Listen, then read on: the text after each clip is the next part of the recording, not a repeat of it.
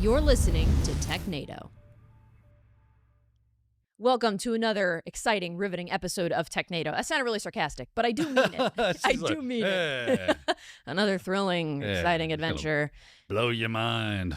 We are gonna have some fun today. It was an interesting news cycle this week. A lot of leaks, a lot of breaches. Yeah. Nothing. It didn't seem like there was a lot of crazy things going on this week. Gotta be honest with you. Yeah. A few. We got some articles. Yeah. Right. But nothing like I was kind of like struggling to find a few good things. Like, I say good thing. I feel like this is a good problem for us to have. Right. Exactly. If there's not a ton of bad stuff happening, everything just kind of settled down this week a little bit. So everybody's coming back from 4th of July. They're still hungover. The comments are going to be like, bullshit, Daniel. Right. Yeah. You missed 8 stories. Yeah, I'm sure I did. Listen, I can only do so much. But one man. There were definitely some big things happen this week, like you said, and we do have a couple of breaking news pieces that just because we record these and then we try to check and see what's been happening while we're recording. So it's stuff that we don't have a lot of details on yet. But for instance, this week was Patch Tuesday, so let's allow the segment to happen. Unless Christian might have already done it. I think he did. You think he did already do the breaking news? I feel like I saw the breaking news. No, okay. We're getting word from Christian. Yeah. We're having we can't see like the cool effects that he does. It has not been done yet. It has not been done yet. So we can't see the effects until afterwards. So we'll give him a second. Breaking news. Breaking news. There we is. Can see that kind of. Like if I'm looking at you, I can totally see that. Oh, okay. Yeah. Well, yeah, she's blind. It's behind me, so I struggle. So a couple different pieces we wanted to get into this week. Of course, it was Patch Tuesday. This week, Microsoft's July update patched 143 flaws, including 2 actively exploited flaws. So that's always interesting, 2 of which have come under active exploitation in the wild. Sounds like a problem. And the CVSS scores are pretty high, 7.8, 7.5. So that's, nothing to sneeze at. Nope. Had to do with elevation of privileges and platform spoofing. That's always fun. Okay. Anytime I see elevation or escalation of privileges, that's always, that's not good.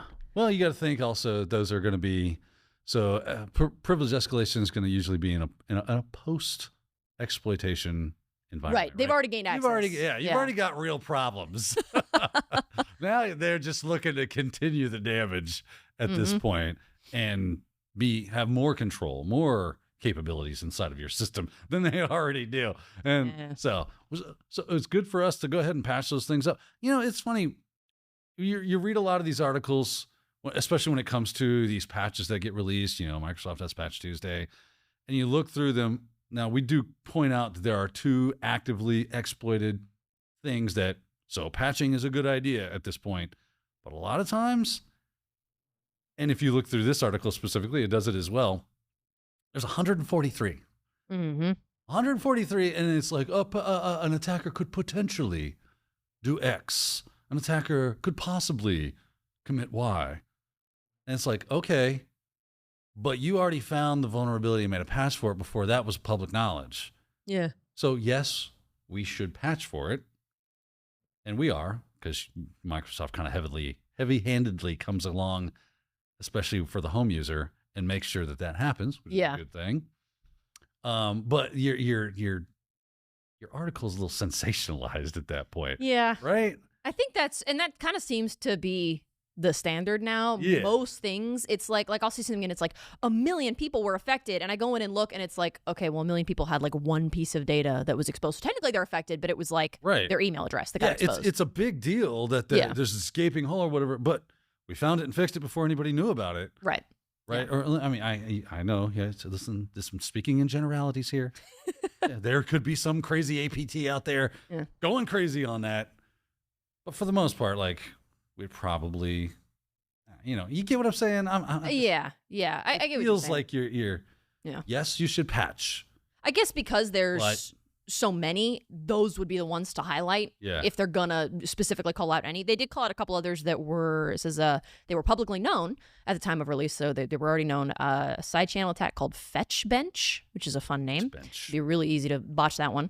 And then CVE 2024 35264, it's a remote code execution bug, but those were already known, and then they were. We discovered them. We were security researchers, figured out they were there, right? And then the patch was created. So that's good. It tells us that for the most part, it sounds like security's doing a pretty good job. Yeah. At least finding and fixing issues. Yeah. Good job. Give them a pat on the back. You know, they're earning their money. Yeah, earning their keep. Because then the rest of the vulnerabilities, of course, would be hard to go through all of them. So they group them. They're like, 37 RC flaws, and they kind of just group them together, which makes sense. But Patch Tuesday is always something to at least mention. It is that time again. It is about that time. And then, like Wes was saying, and it's Wednesday, so it's Rollback Wednesday. Oh, yeah. That's true, yeah. Right? So Patch Tuesday happened yesterday. It's Rollback Wednesday today. Yeah. And by the time you see this, it's Thursday, so you've already done all that stuff. Hopefully, yeah. Ideally, if you've been paying attention, you've already done all that stuff. Yeah. So that was one of the things. The other thing I wanted to mention is that Samsung's dealing with a strike right now in South Korea. Thousands of Samsung workers launched indefinite strike over pay. And I saw something about this. There was I think it was Samsung, like weeks ago. There was like a 1-day strike, and it was a day that a lot of people were already going to be off anyway. So at the time, I didn't really pay much attention to it, but now they've been talking more and more about, no, this is becoming more consistent. And so what's their complaint? Pay. It's mainly pay. So making enough money. Well, and that's always it, isn't it? Isn't it usually my dad something was to do like with money? a union delegate for the Teamsters for a long time. Yeah. Oh. So I grew up in union halls, and all my brothers were in I did not know that. Stuff. Oh, yeah. I learn something new about Daniel every week. There's always new lore about Daniel. They are demanding a 3.5% increase in base salary and extra day off to mark the union's foundation day, and a fairer bonus system between executives and lower-ranking workers. So that's their demands. We'll see if, I guess, Samsung meets the demands. Yeah, I don't know how that works over in South Korea, like like what their unions look like and how they operate. Yeah, because I would imagine it's different than the U.S. My dad used to say, what I do is, my dad's an old, he's gone now, but he would tell me what I would do is I would go to the workers and say, what's the problem? And, we need a bump in pay. Okay. Well, what are you looking for? And this was back in like the 60s and 70s and stuff. Mm-hmm. Oh, we're looking for 10-cent raise. Right. Oh, okay. So you go to the organization, the corporation, and say, listen, these guys are ready to strike. It's getting ready to get ugly. I don't want that. You don't want that. What are you going to do about it? And they say, well, we can do something. What do you want? And he goes, well, I need 50 cents. And they go, we can't do 50 cents. That's way too much. You go, well, what can you do? And they would say, well, how about 25 cents? I don't know. Let me go ask them and see if they'd be okay with that. And he would go back to the guys and say, hey, I got you 25 cents. They said they thought I was great. Yeah. That was the best guy. Yes, give us 25 cents. They said that was good. And they agreed. It's acceptable. Everyone was happy. Yeah. Right? Everyone was happy. That reminds me a little bit of that scene of Goodfellas where Henry Hill's negotiate. He's like, just give Jimmy his money. Just give him his money. Right. And he's there on behalf of Jimmy, like trying to look, I don't want to be here. You don't want to be here. Let's just agree to disagree. And little negotiation going on. It's kind of funny how that under promise and over deliver. Yeah. Yeah. They seem to do that in like job interviews too, don't they? Like listen, it doesn't matter what it is. Yeah. Always set the proper expectation. Yeah. I want $1 million. We can't do that. Well, I guess I'll accept something less. 500,000. I guess. If that's all you got. Yeah, I'm really gonna have to cut back, but okay. Right. See, I used to do this when on my first help desk job, right? On my first help desk job, they would what we were doing was a lot of Y2K upgrading. Okay. And Makes servicing sense. Computer issues around. It was at a hospital. Mm-hmm. It was a local hospital. It was a chance. Oh, right? Okay. So they got a bunch of computers in for these Y2K upgrades. Yeah. Like they were just big shipments of hundreds of computers, and our boss would be, how many, do you think you can get 100 done this week? Which was a lot, and we could do it easily.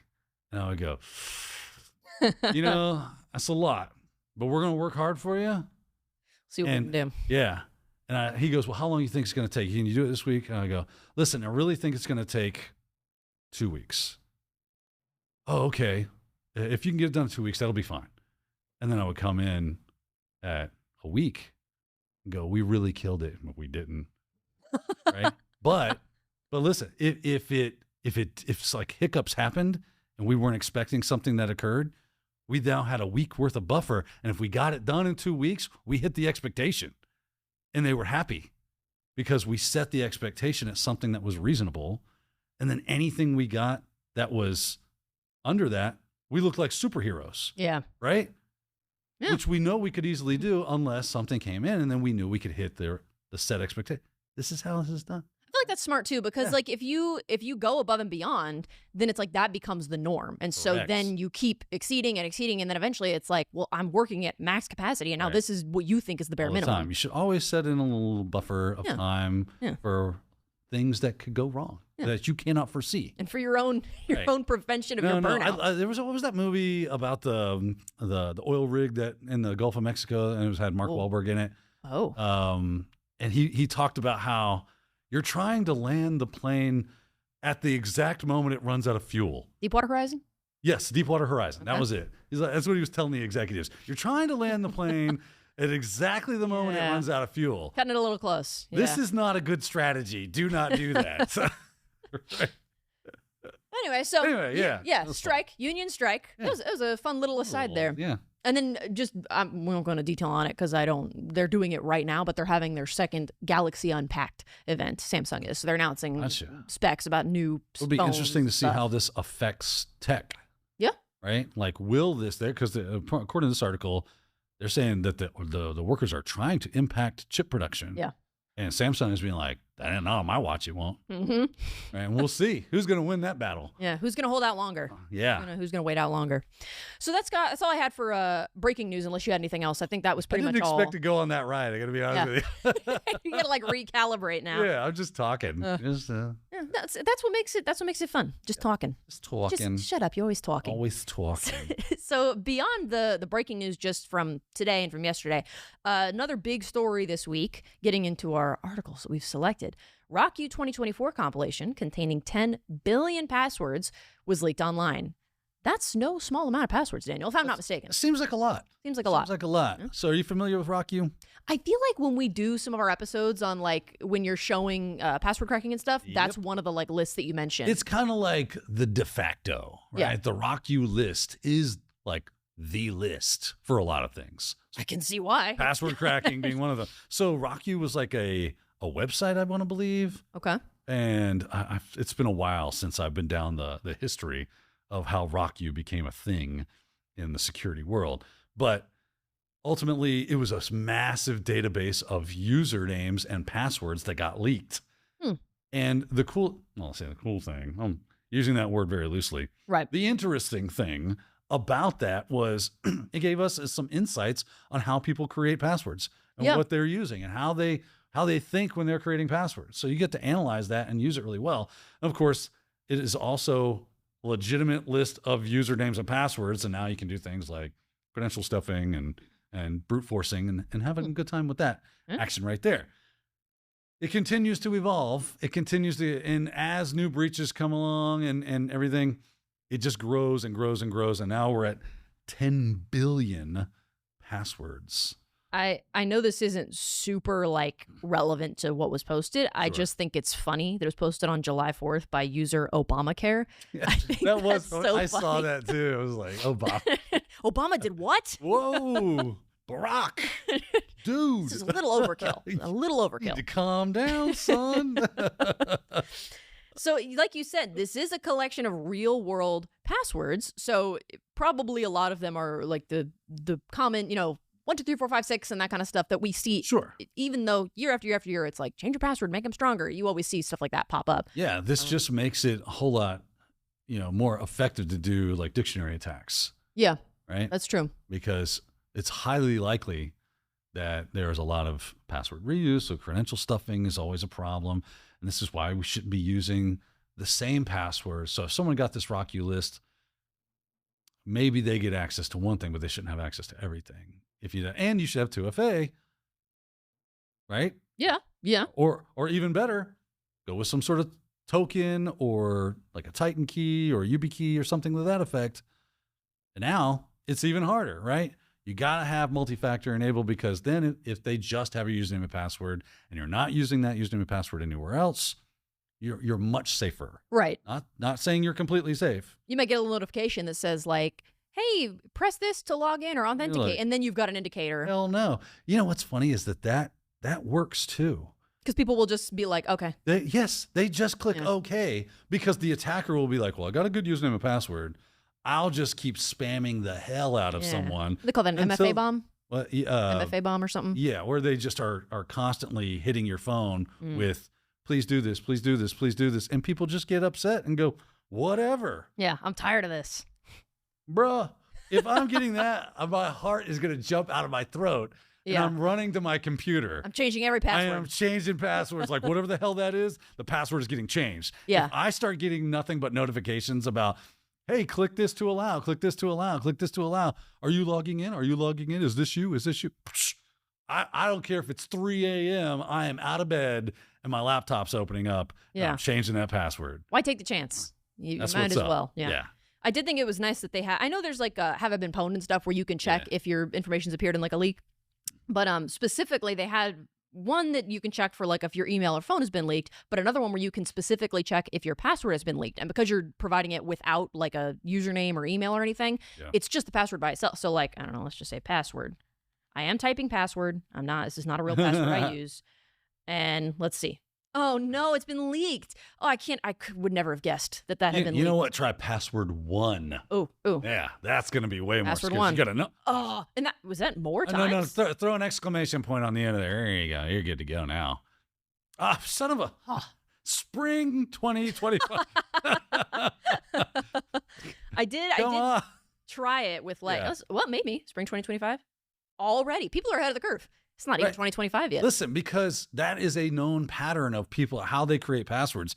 They think that they're clever because they're just trying to satisfy the requirements of the password device. Yeah. Right? The password policy. Yeah, just hurry up, get past it. And it needs to be easy to remember.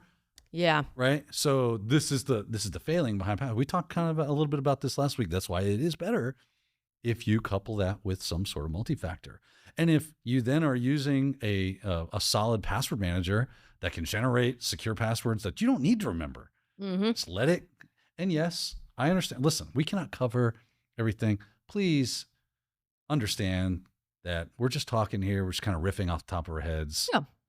This is an in-depth topic that we could not plumb the depths of in 10 minutes in a segment. Right. There's a lot to it. But by and large, basically what you do, use a password manager, use the generator that's in there to create secure passwords for each site. They're all unique. They're all random. And I'll couple that with multi-factor. And this is what gets you to closest to, and if you have like a YubiKey or a Titan key, even better.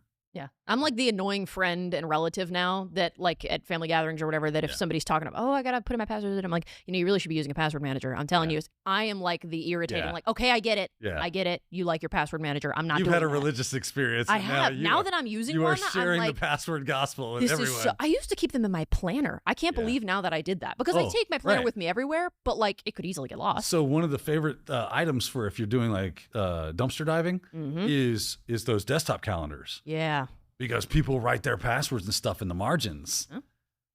And because they sit on your desk all year, and then you throw it away and you go, I wonder if any of those are still good. Yeah. Doesn't hurt to check. Yeah, doesn't hurt to check. If you're a bad actor. Right. If I was a red teamer and I was doing like physical assessment, I would absolutely be looking, man, that is gold. Yeah. Because I guarantee if those passwords don't work, some derivation of them will. So, like you said, there's, I'm sure, a lot of nuance, but by and large, I think that's a good solution you proposed, or way to try to prevent against your credentials or your accounts getting access unauthorized. We want you to be safe. We care about you. I know it doesn't seem like it by the deadness in my eyes, but we do care about you. The soulless. It's just the way my eyes are. I can't help it. I just constantly, I look like a fish, I can't help it. Anyway, moving on. We've got a couple other articles to get through. Ransomware gang leaks data allegedly stolen from Florida Department of Health. I'm covering this because it's no secret that I'm from Florida. We live in Florida. I enjoy Florida. I'm a Florida enjoyer, so figured we would touch on this one. 100 gigabytes of data from the Florida Department of Health claimed by the Ransom Hub ransomware gang. And they're no stranger to the ransomware gang, given their name. But they're a pretty big group that's been busy this year. I'm just hearing their rap song in my head. Ransomware. Like Gucci Gang? Yeah, like Gucci Gang. The ransomware gang. Oh, man. That's a horrible song. It's a horrible song. I don't even, does it qualify as a song? I mean, it's not a lot of It's noise, for sure. Yeah. It's definitely noise. I haven't heard that in forever. No, you can rap is fine. Hip hop's awesome. No, sure. Yeah. But that's different. That specific one. Fans of rap would agree with you that it's like a joke song. people listen to it as a joke. I don't think it's really taken seriously, and rightfully so. Anyway, so Ransom Hub, they began publishing, allegedly, this stolen information over the weekend because they obviously demanded a ransom, and the Florida Department of Health didn't pay the ransom. The deadline was last Friday, but that's because under Florida law, government entities are prohibited. You can't pay ransom. We don't negotiate with terrorists. No, we do not. Like Daniel was saying earlier. So you can't have it. It's just then not. it'll just encourage them. Yeah, you pay the ransom, and it's like, and then there's no guarantee. You get your cyber insurance company to pay the ransom. Yeah, right. That's but the way to do it. we didn't pay. Yeah, think smarter, not harder. Yeah, that's right. So, and I guess too, like, I was gonna say, even if you pay the ransom, there's no guarantee that they'll actually then release your data or delete it or whatever. But the ransomware gang has motivation to do what they say they're gonna do, because if they don't keep up their end of the deal, I guess the question becomes is like, will this agency follow that procedure, right, and that mandate to not pay out? And then if that is the case, then what is the incentive for a ransomware gang to go after someone that is not going to pay? Yeah, if you already know that's if your whole purpose in life is to just get as much money out of people as you can. Yeah, it makes me think that like maybe we're not too far off, that they don't pay, but they pay. Right. Officially, we didn't pay. Yeah, because otherwise, unofficially, somebody got paid. Like, why would you ever, for the purposes of extorting money, why would you then go after a government entity like this? Right. If you were like a hacktivist or something, and you were like, I'm taking this information because I'm going to publish and expose you or whatever. But this you're not is after money at that point. You're just after change. You're hell bent on causing problems, or causing bringing attention to your cause, or whatever the case is. So, and in this case, it was PII, so like names, addresses, phone numbers, social security numbers, all that stuff, like just patient information. So stuff, all the oldies but goldies, right? Yeah, right, exactly. All the common offenders that we see here. Your favorite hits from 70s, 80s, and today. Some interesting stuff like dental services data that is like, I don't know how you would use that. I'm sure you could find a nefarious use for that, but I don't know that I really want that out there. So this is how I've kind of like understood it and seen it is. It's because it's like, what do you care whether or not I had a hip replacement? Yeah. Right? What do you care whether or not I had a root canal? Like, how is that information useful to an attacker? Well, it's ransomware data. So I've crypto locked your system. If you want to get that system back, you have to pay the ransom. And then if it's double extortion, then it's like, hey, I'm going to leak all this information online, so you got to pay me again if you don't want me to do that. Like, it's how this works. And the reason that becomes like a useful thing to do for those ransomware gangs is because if I know that you had a hip replacement, I can now call you and say, hey, I'm with Dr. So-and-so's office. Right. And we know you had a hip replacement, and we really want to sign you up for this. And now let's start and they start conversations with people, and they use that for identity theft. Because you think, well, they wouldn't know all this information unless they're really representative of this office. They have all this information about you that isn't public. Yeah. Right. So the only way they can talk about case numbers or your account numbers and everything, because they have all that. The only way you would have that is if you were legit. Yeah. So it gives them the legitimacy they need to be able to extort people. Yeah, that's a good point. You can always find a nefarious use for information somehow. This is the same group that was responsible for the attack on Frontier Communications that we talked about earlier this year. So like I said, they've been busy. And we'll have to see if Florida Department of Health, they've not obviously given any kind of a statement or anything. They tried to reach out to him and haven't heard from him. I'm not surprised. They're probably a little busy right now, I'm sure, dealing with this. So to see if anything more comes out about this. Just 1 minute. I'll be right with you. I'm a little busy right now. Oh, it sucks. It did say it obviously disrupted a bunch of services, but one that they called out specifically was the online system used for birth and death certificates issuance. So if you're having a baby this past week, it's like, sorry. They're going to slow roll that certificate for a little while. Yeah. A month later, you're like, sorry, what day was that again? What time? Because I need a birth certificate for my job. You just have like a piece of notebook paper. I mean, think about the disruption that causes. Like, especially with death certificates. Yeah. Right. Where I need you to stop this service. I need you to stop this payment. I need you to stop this, that, the other, because they no longer are here with us. Yeah, that's right. True. So please stop. And they're like, not until I get a death certificate. Yeah, I didn't think about that. Yeah. Interesting. Hopefully they're able to get stuff back online sooner. You probably haven't had to go through that a lot in your life. Because I'm sitting here alive in front of you? No, because you haven't had a lot of relatives pass away. That's true. And yeah, any relatives that I had pass away, or I was so young that I was not the one. It wouldn't have affected you. Yeah. Right. Yeah. It's not like, oh yeah, I had a spouse or whatever. As a younger person. That makes sense. And I'm also not dead, which is, which good. You still wouldn't be taking care of it at that point. Again, I know it's the expression, but I am not dead, I promise. She's the undead. in a little bit more, well, I guess it's not happier news. It's different news. Social engineering, we're going to talk about that. Social engineering attacks take center stage on Amazon Prime Day in 2024. To be clear, it's not Amazon Prime Day yet, but they do all these early Prime deals, so it's basically like a month-long affair. Yeah. So it says Amazon Prime Day, which falls on July 16th and 17th. Yeah. So next week. Is it like a 24-hour period that starts in the morning of the 16th and ends on the morning of the 16th? Yeah. How are we working? How was 2 days Prime Day? Yeah. It just doesn't make sense. It's like how Black Friday is like a week-long ordeal now. Just call it something else. Yeah, I know it started off as Prime Day, and you don't want to lose that marketing campaign, but just make Prime Day and then make like another day that's 2 or 3 days, whatever. Yeah. Prime Prep Day. Prep for Prime Day. So they're saying that while you shop, cyber criminals lurk in the background waiting to steal your credentials. Ooh, that makes it sound so spooky. But I could see how if you are thinking like, oh, I got to get these deals, you might be eager to make a purchase and not pay as much attention to what you're purchasing or like the details surrounding it. I mean, think about how phishing works. It's social engineering. Right. Right? At the base of a phishing campaign is social engineering. I want to, as an attacker, take advantage of pressure. I want to use pressure to push you into doing something that you probably normally would be a little more like, a little more skeptical. Right. Yeah. But because of the time sensitivity and you want to get those deals and you are getting legitimate ads left, right, and center, now I can just kind of, as an attacker, hide and obfuscate myself in the milieu of all that. Yeah. Right?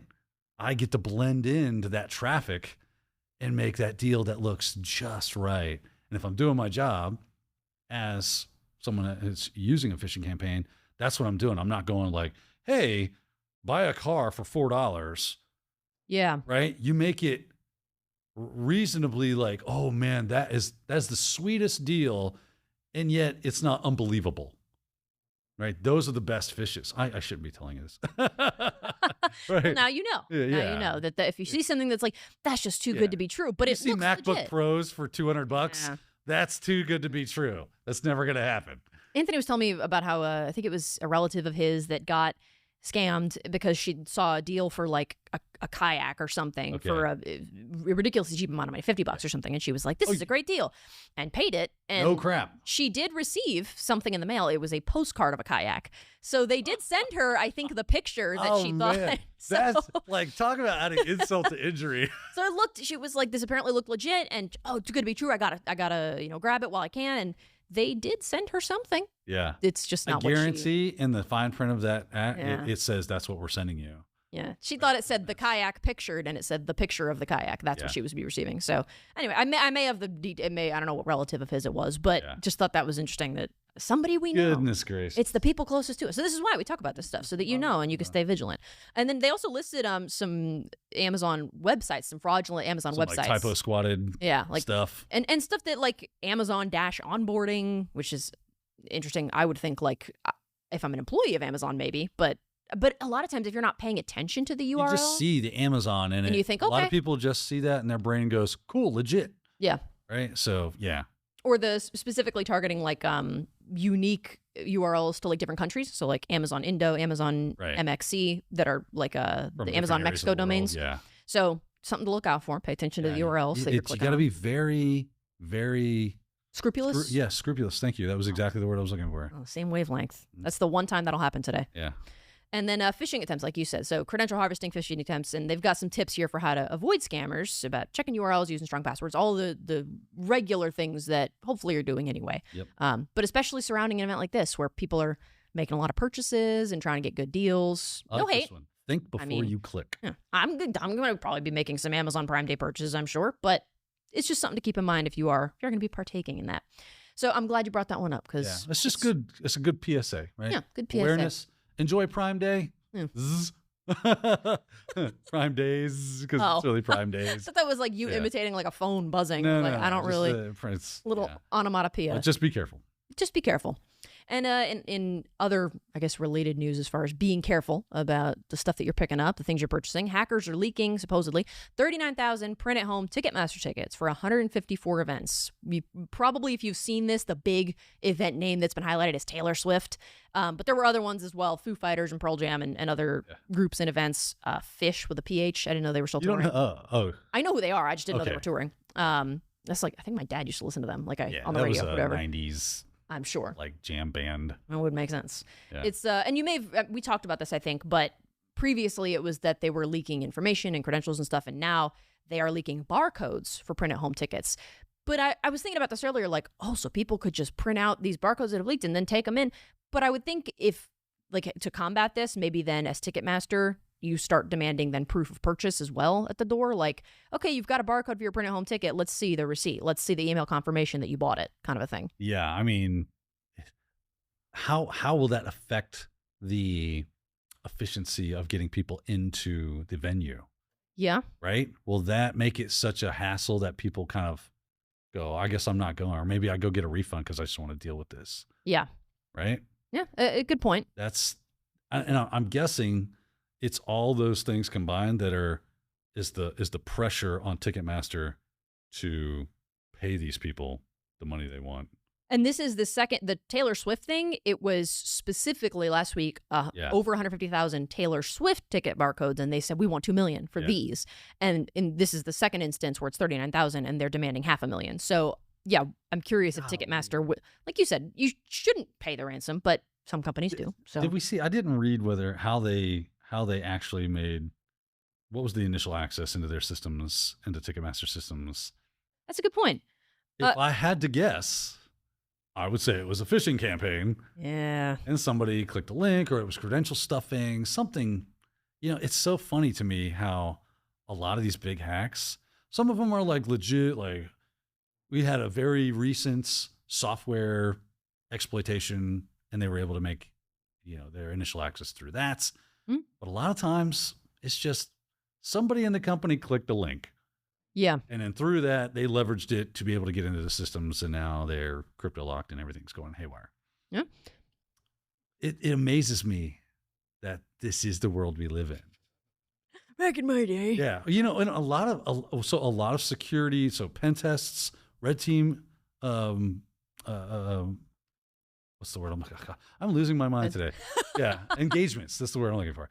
Yeah. A lot of red team engagements, pen testing engagements, they start with assumed breach because it's most likely going to happen. Well, and they say you should assume, because then you know what you're looking for actively. So Ben Fink from OnDefend, right? Me and him had a conversation about this. We were talking. I said, how often do you get to do a phishing campaign? He's like, not very often. On their pen testing engagements, he says it's kind of rare. I said, why is that? He goes, because they know that it's going to be effective. So we just go ahead and start with assume breach. You just take out the middleman. Just skip a step. This is very disheartening. Yeah. Why waste our time? The fact that there is no possible real means to stop them from phishing campaigns being effective. Human error will always be a thing. Yeah, it's a shame. Nobody's perfect, right? So no, it's why we need better systems, and this is where it starts getting like, oh, okay. Yeah, because I mean, you can do training, and training's great, security awareness training, all that stuff, but you could do training to the end of the world, and it's always a non-zero sum of like. There will still be somebody that will click on a link, and a convincing email, link at some point is going to get through. So it's an unfortunate reality. As far as the initial access, it's not talked about in this article specifically, just because this Ticketmaster stuff's been going on for a while. This is just the latest. This is the ongoing shenanigan that they've gotten into. I will say I can respect that they released ticket data for a good spectrum of concerts. It wasn't just Taylor Swift and Sabrina Carpenter and pop artists. It was Alanis Morissette, Fish, Pink, Suicide Boys, which I was like, oh, okay. I'm not familiar with them. Okay, you wouldn't like them. They're relatively new in the last few years. Okay. You wouldn't like them. What kind of music do they make? Good question. It's very... No, Joji? It's like kind of intense. It's not like Joji. It's very like, it's rap, but intense. Really? Yeah. I don't really know how to describe it. I don't know. Okay. I'll see if I can their find own thing. Kind of. I'll see if I can find a genre name for them. I don't know how to describe it off the top of my head. They're breaking new ground with. But very like intense lyrics. Very like, oh, okay, that was a lot. But yeah, so that was a lot. Ticketmaster is like, hey, those barcodes aren't going to work. And the people that leaked the ticket barcodes are saying Ticketmaster lies. Ticketmaster says they don't work, but the Ticketmaster barcodes do work. So who knows? Don't go trying it. That's not a good idea. You shouldn't do that. Yeah, because would you not be a thief at that point? Yeah. Like, let's say I grabbed one of those barcodes and showed up at, with my Swifty shirt on, as I do. That you definitely own. I have a whole closet full of them, of course. Sure. I listen, I celebrate her entire discography. For every era. She's amazing. I'm sure. Like the true musical genius of our time. She's the Beethoven of our time. Yeah. Truly. Mozart has nothing on Miss Swift. But if you did that, yeah, you would be right. Even though you didn't leak the barcodes. I would be breaking the law. Yeah, you'd be breaking the law, to steal access into this. It's literally concert. so true. Well, it's a good thing that as much as a fan of Taylor Swift as you are, you'll refrain. Yes, I'm sure. I don't know that they can keep you away from the Fish concert, though, so we'll have to keep an eye on you for that one. Yeah, you might have better luck at the Fish concert, honestly. That'd be really funny if a phishing attack led to the leaking of Fish tickets. Which is spelled PHISH, exactly. Right? Yeah. That'd be pretty funny. I mean, funny irony. Not funny. Yeah, the irony, right? Right. It'd be ironically funny. It would not be. I would not be laughing. No. Nobody's laughing. It's not funny. It's no laughing matter. Listen, I would boot stomp anybody. Yeah. Just making me angry just thinking about it. I could see you just spinning around like a little Tasmanian devil. I am spitting angry. Yes. I'm a whirling vortex nails. of terror. That's what I am right now. I need to vortex of terror. Yeah, it's from a Kicking and Screaming, I think, with Will Ferrell. It's a good movie. Did I see that? I don't think I did. I recommend it. Check it out. It's a cute movie. It's fun. Yeah. I got to take a break though because I got to calm my emotions down. I'm so angry about this. So Pixie dust. When we come back, we've got a lot more fun stuff that we're going to talk about. Well, fun is a strong word. So stick around for after the break to find out what the heck I'm talking about. We'll be back with more Technado. Anthony, what are we going to be talking about? We are talking about our newest and most excellent Cloud Plus course. This course really does an amazing job of taking the learner from the very fundamental aspects of cloud and then walking them through some of the more advanced topics. They're going to learn about how to secure the cloud, how to optimize the cloud, how to save costs with the cloud. So this is not a course with complete bias to AWS or Google Cloud Platform or Microsoft Azure. We breathed life into this material by doing demonstrations across all of the big 3 cloud vendors. We have a lot of fun in Cloud Plus, and we know that you will too, so come check it out.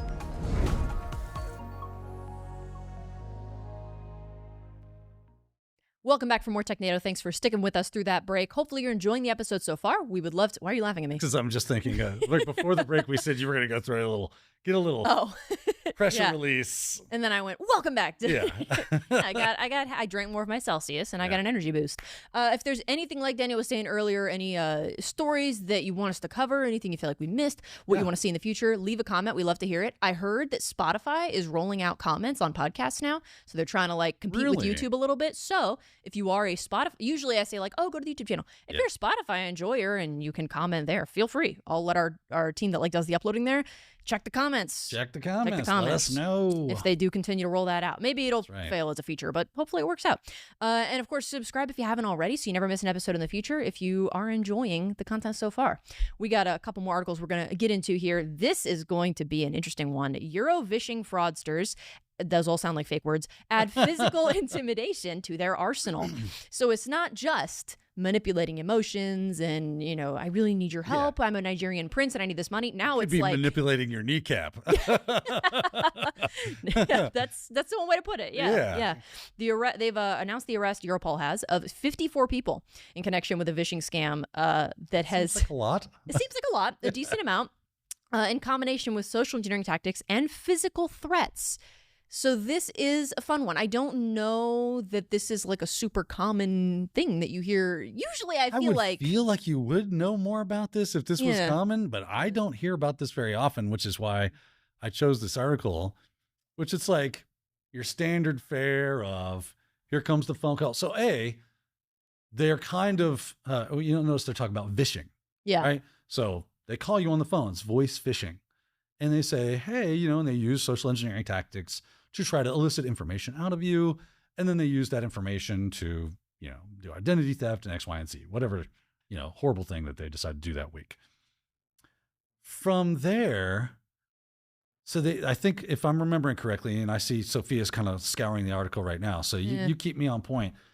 Once they have some information, they then use that to get basically you to give them credit card numbers, things of that nature. Yeah, this is they show up at their homes. Eventually, yes, they're showing up, and I think they're trying to like say, "Hey, let me borrow your ATM card, and I'll go to the machine," or they take them to the ATM and get them to withdraw money.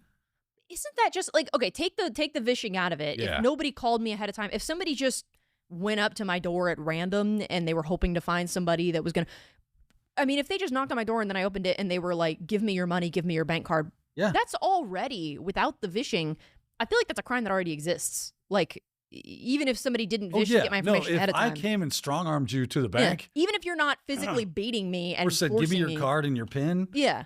It just, to show up and like threaten me without threatening me, like, it should be a shame if you didn't give me that PIN number. Like, be a real shame. That by itself is bad enough. But then to go through the effort of like ahead of time, it's a real nice collarbone you got there. Is shame of I something. would hate to see something bad happen. So definitely in conjunction with phishing or vishing, I've definitely never heard of. Yeah. Usually it's like you said, over the phone, and like that one video of that guy that was like freaking out because the person was going to redeem the codes that they bought, and he was like, "Do not redeem it. Do not redeem it." The scammer. That's usually as far as it goes, as far as them getting angry or being threatening. Well, yeah, because usually that kind of like, so I think this is in Spain. Mm-hmm. In an American context, what Sophia is kind of alluding to is that a lot of scammers come from India, and those Indian scammers will call and get people to go buy gift cards and then give them the redemption codes.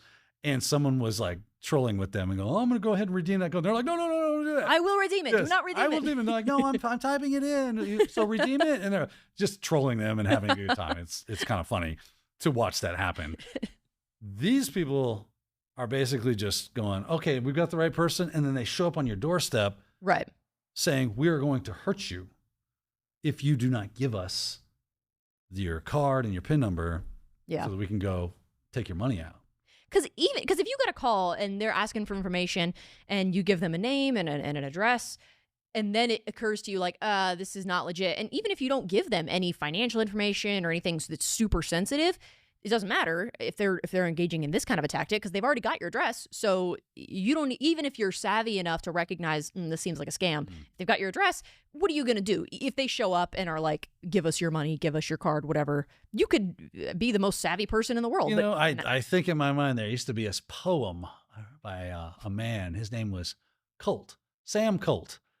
And he used to come in the box and it said something to the effect of, "Be afraid of no man, regardless of his size. Mm-hmm. When danger happens, call on me and I will equalize."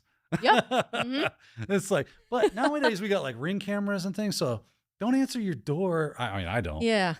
Unless I know who it is. I'm looking at my camera and going, "Who are you?" If I get a knock on the door, it's the Amazon delivery guy. Yeah. And I don't open it. I wait for him to go away. And then I go out and get my package. Like, we wonder why we're not a friendlier society because I got to worry about like home invasions. Yeah. People will be like, these millennials and these Gen Zers, they don't even, neighbors, they don't communicate. I'm like, but that's because if somebody knocks on my door, I'm like, somebody's here to hurt me. It could literally be the most innocent thing in the world. And I'm like, okay. I wonder if that's like, is that a skewed reality because we see it? Media sensationalizes everything they can nowadays because it gets views, it gets clicks. So are we perceiving a more dangerous reality than we actually live in? It's definitely possible. Or is it that society has changed and people are just horrible? And I think it's like do I really want to take that risk? Like, even if the odds that the person standing at my door is, 75% chance that it's a totally harmless person, they just start, "Hey, can I borrow an egg?" Or if people still do that. Right. Do I want to take the chance that the worst thing that happens if I don't answer the door is they're like, "Wow, what a jerk. Like, she didn't answer her door." And then they walk away or they think I'm not home. That's the worst that happens is I get a reputation of being antisocial. Yeah. I can deal with that. Yeah. So like if I answer the door and it is a threat, the worst that happens is I die. So, I mean, I know that sounds extreme, but like that is the worst that happens. Yes, absolutely. So do I want to take that chance? So it's just simple. I think some Navy SEAL was talking about if you sense danger, right? The best thing you can do is run away from it, right? I don't care who you are. You're a tough guy. You're tough, whatever. Forget that noise. Yeah. Just don't engage where the danger is. and then you will avoid dangerous situations. Like, but if these people are coming to your house, best thing you can do is just not answer your door. Now, you don't know that that's who it is when they knock. And of course, societal norms are your door gets a ring at the bell, you open the door and go, hello, how are you? What can I do for you? Yeah. So this is crazy. This is why it's like another reason to avoid answering my door is that my vishers might show up. Yeah. And I guess at the beginning of this whole process, you could avoid answering the phone to a number you don't know. Now, I guess that is my modus operandi. Yeah, that's I don't know the generally number. I do not answer it. It's especially nice now because I don't know about Android. I'm sure Apple seems to be behind whatever Android's doing. Spam. Right. It'll say like scam caller or potential spam or whatever. And then or potential political caller. I don't pick up. I'm like, I don't want to deal with that. I'm not answering that. I'm good. And then if it's a number that does not say that and I answer it and it's like, hello, Embassy Suites. No, like I'm not even going to hear you out. No, unless I have some time and I feel like messing with you. But like most of the time, I'm not even gonna. My philosophy is if I don't know the number and you are someone that legit needs to get a hold of me, you will leave a message and I will call you right back. Yeah, that's a good point. The end. So it seems like maybe some of this could be avoided if people are vigilant. It's easy to say I'm not the one dealing with this, but being vigilant and not answering to numbers you don't know, not giving information over the phone like that. There's a lot of ways. Yeah. And if you're trying to scam me to say you're from X, Y, or Z organization that I actually say you're my bank or whatever. Right. And you say, I'm with the bank, please call us back at this number. I'm not going to do that. I'm going to go to the website. And I'm going to look up the support number and I'm going to call that number. And then be like, hey, you guys called? If it's the same, then I'll call you right back. If it's not, you get nothing. Yeah. I'll call the support number and go, just like you said, hey, did you guys call? Nope. Didn't you have to like, did you deal with your bank or something and it was legit, but you were like, look, I can't take the chance. And they were like, good for you. Yeah. Because I totally understand. I said, I'll call y'all back. Yeah. Better to be safe than sorry. Yeah. And if they're legit, if it is legitimately your bank, they'll be like, good on you, pat on the back. So definitely scary stuff. Hopefully we don't. I hope answering the door. I hope this does not become the norm because that would really suck. Come on. Are we that depraved? I really hope we don't get to that point where that's the norm. That was kind of scary. That was like, ugh, all right. Yeah. So we'll move on from that. I'm a cynic. What can I say? I don't blame you. I don't blame you. It's hard not to be these days. It makes me sound like an old person. It's hard these days. We shot all the fishers. Mr. Sam Coates. That's right. I think I just enjoyed that poem. Yeah? I didn't know that was a thing. That's the first I had heard of that poem. So I was like, thank you for enlightening me.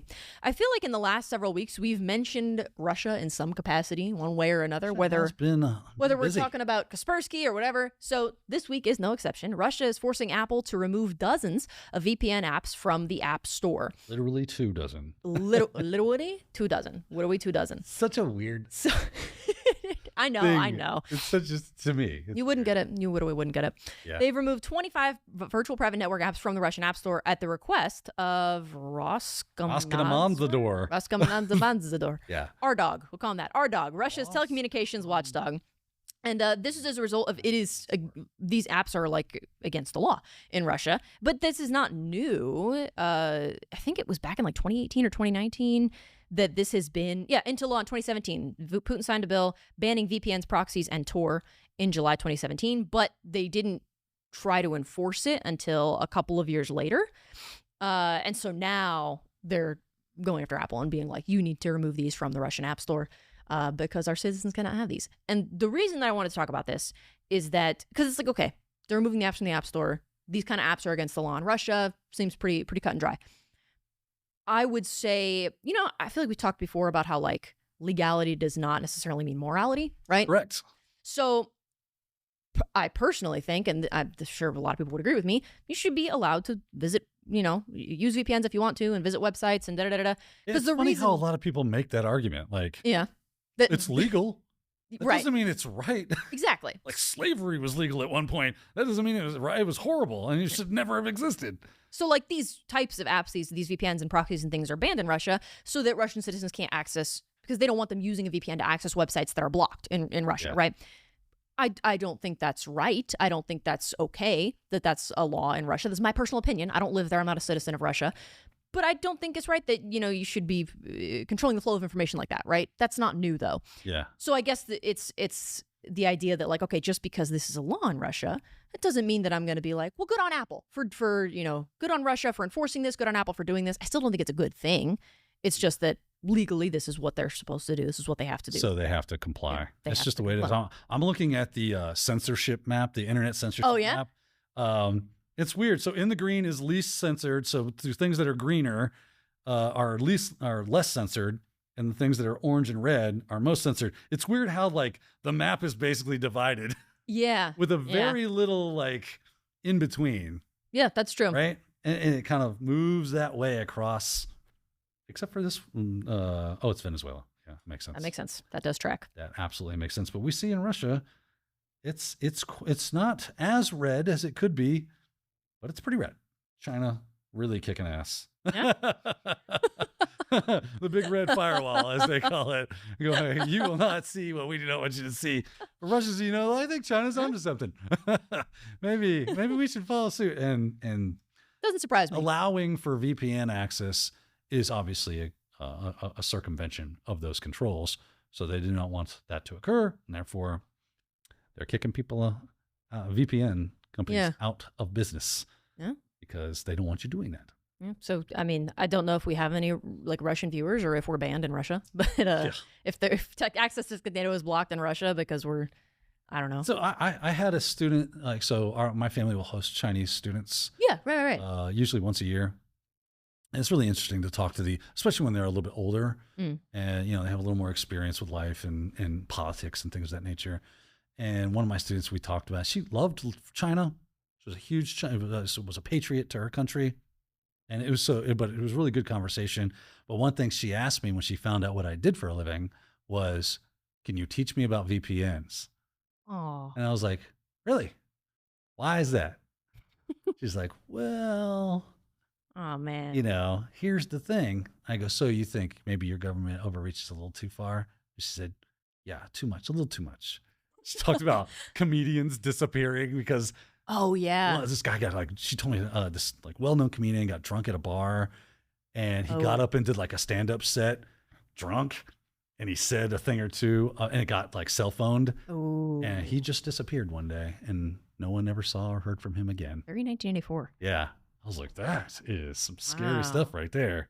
I was going to ask if you helped her, but I won't make you incriminate yourself like that. Well, I don't care. I remember Don telling me, he's like, you're going to turn her into a political dissident. She's going to be sitting next to that comedian in some gulag.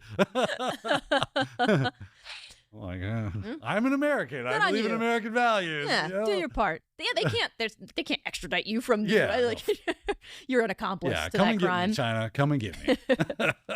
So couldn't go 1 week without mentioning Russia in some capacity. Had to throw that in there. In other news, though, moving away from Russia, CISA and partners joined ASD's ACSC, lots of acronyms, to release advisory on PRC, state-sponsored group APT40. That is a new record. Man, that's a lot. For acronyms in a headline there. So they're it's the Australian Signals Directorate's Australian Cybersecurity Center. Speaking of China, APT40. Yep. Is kind of a big deal, apparently, because CISA is releasing or CISA or whatever the hell they're whatever called, you want to call them. Yeah. Right? They're releasing this advisory along with the ADCPCSDFGHIJKLMNOP from.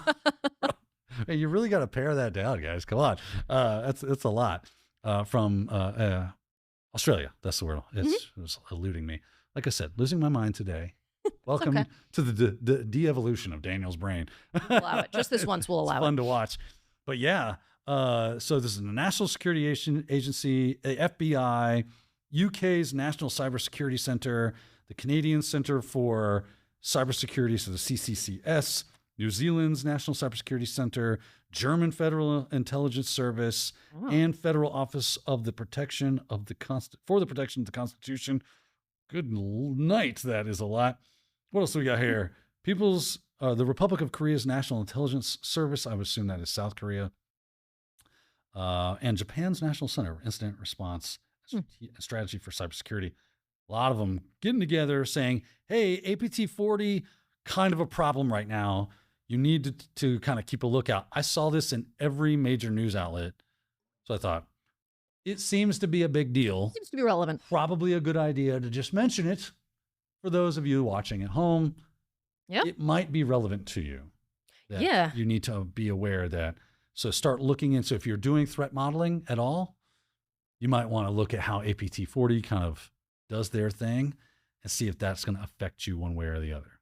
It's funny to me to see, like, we've got the UK, we've got Canada, New Zealand, Germany, South Korea, like you said, Japan, all these people that are like, yeah, this is bad news, like collaborating on this advisory. If you've got the Avengers of the countries getting together to be like, yeah, this is bad news, then if they can agree on this, it's probably pretty bad. Yeah, this is basically the U.S. government going, Avengers assemble!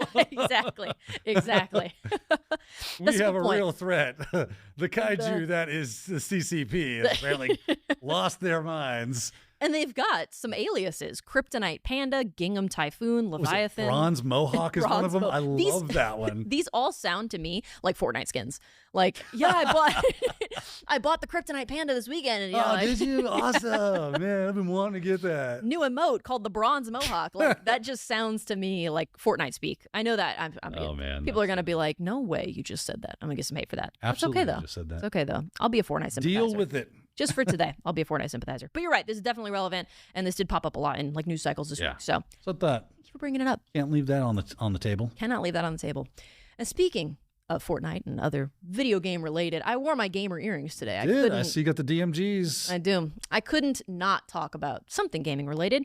Roblox has suffered a breach. It was only a matter of time before a big gaming service like this underwent something like this. Email and IP address details exposed in this Roblox data breach. If you're not familiar with Roblox, I would imagine you've probably at least heard of it at this point, but it is predominantly used by like kids and teenagers. Yeah. So that's what stuck out to me about this. If you've got email addresses and IP addresses getting leaked, either that belong to like kids and teenagers or that are their parents. If I'm a parent, I'm going to be like, crap. Like, my kid's been playing. I'm like, here, go log into Roblox, like entertain yourself, whatever. And now I got to deal with my stuff being exposed, So there were a lot of parents that were like, this is unacceptable. Roblox needs to protect our kids. And I'm like, I get it. But also like, this is going to happen eventually. It's hard to avoid something like this. Isn't like, I'm going to look it up before I say anything. Okay. You keep Okay. Going. Fair Tell enough. us more. Fair enough. So they did release a statement about it and say, hey, there was unauthorized access to a subset of Roblox user information. It was from a Roblox developer conference registration list. So registered name, email, IP address was among the things that were leaked. But the main concern was that it's predominantly kids and teenagers that use this site. There are adults that play on Roblox, and more power to you. I'm not personally a Roblox user, but I've never played it, so I can't really say anything about it. I don't have the data to have an opinion on it. Yeah. So it's funny. You were talking about the, your parents are upset. Yes. I'm looking at this article from the BBC from 2 years ago.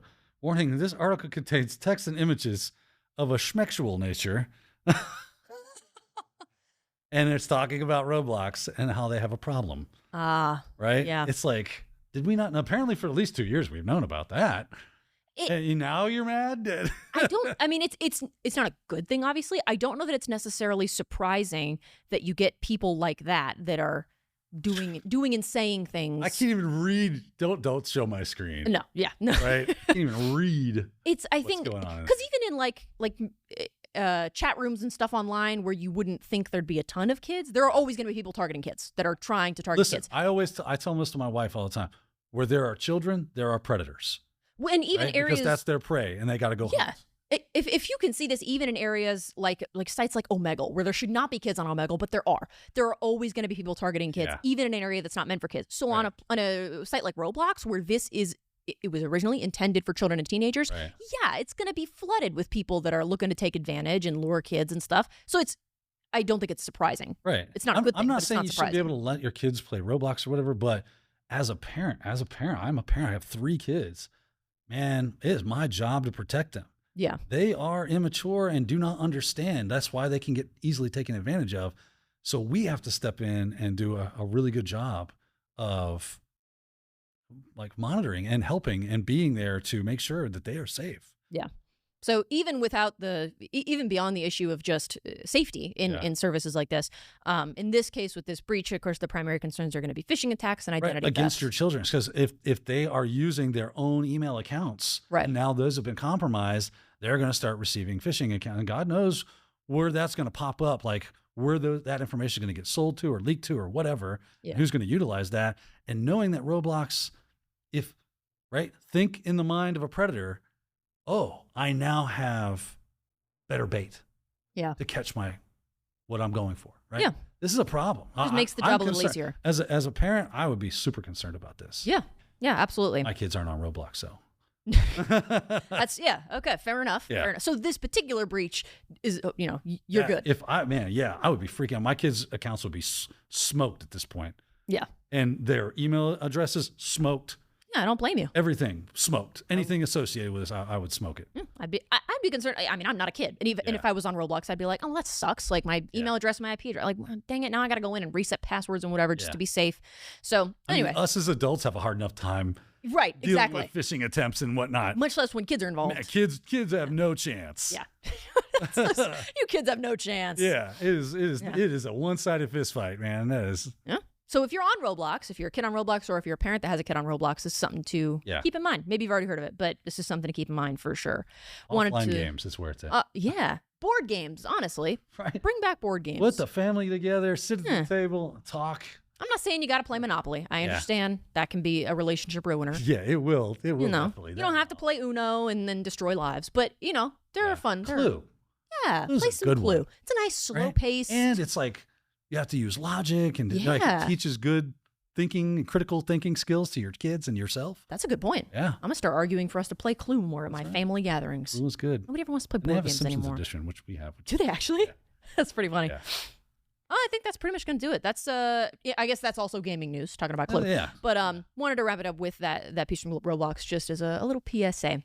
And I think that was pretty much it. I didn't see any more breaking news. I was looking while we were going through the articles. No. I mean, didn't see anything come up. We had a few good ones in there, but a few good ones in there. Again, like we said, kind of light this week.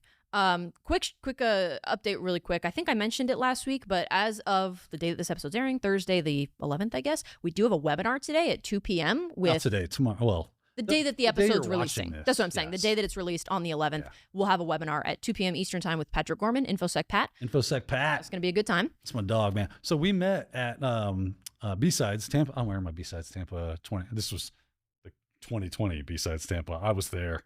Yeah. I got the t-shirt. Right? It was fun.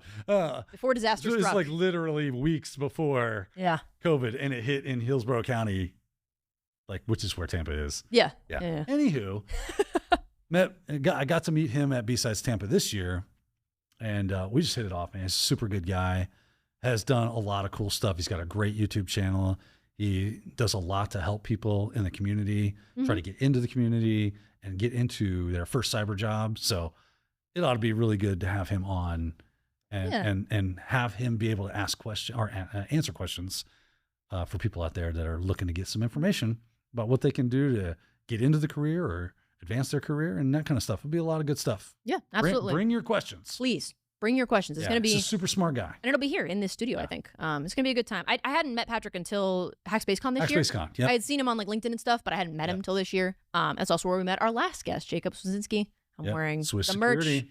Wearing the merch today. Show I had it to off. represent. I said I was going to wear it a few weeks ago, and then I totally forgot. So I'm wearing it today. But yeah, we go to meet. Show the QR code.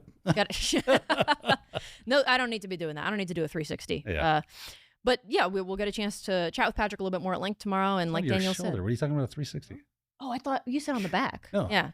There you go. Code. There's the QR code. Go ahead and scan that. Pause the video. Please, all right. Free advertising. That's right. There you go, Jacob, if you're watching. We're hooking him up. I think that's pretty much going to do it now that I've gotten my not sponsored sponsorship in. Yeah. So definitely join us for that webinar tomorrow. Join us next week, of course, for a new Technado. Leave your comments. Let us know what you want to see in the future. Thanks for joining us this week, and we'll see you next time. Thanks for watching. If you enjoyed today's show, consider subscribing so you'll never miss a new episode.